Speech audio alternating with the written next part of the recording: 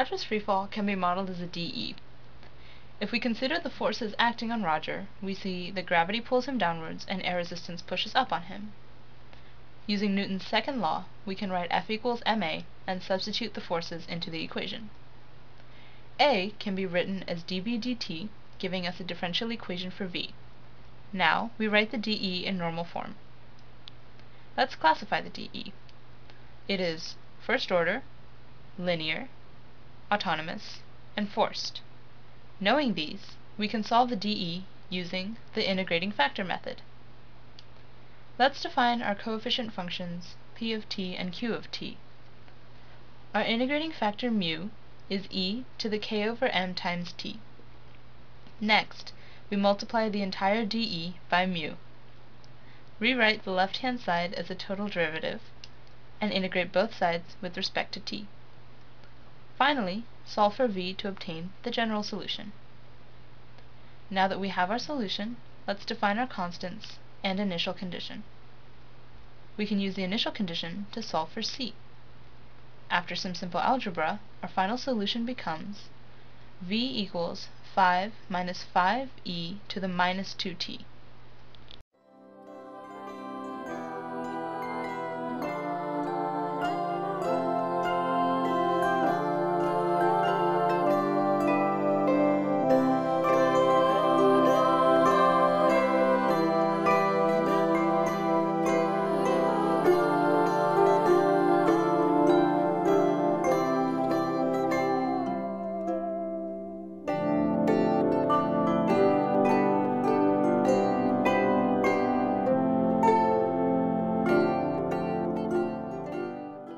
We can use a dE to model Roger's movement through the water.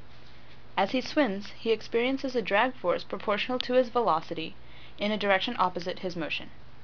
Once again, we can use Newton's second law, where the total force in the x direction is the drag force.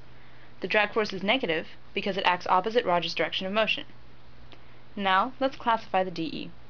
It is first order, linear, autonomous, and unforced. We can solve this using the separation of variables. First, we place the dependent variables on the right side with dV, and the rest goes on the left side with dt. Now we can integrate.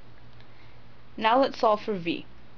Our general solution is now v equals k tilde e to the minus k over m t.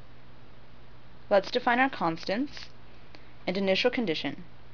We plug these into the general solution to solve for our constant k tilde. Our final solution is v equals 0.05 e to the minus 0.02 over 0.005 t.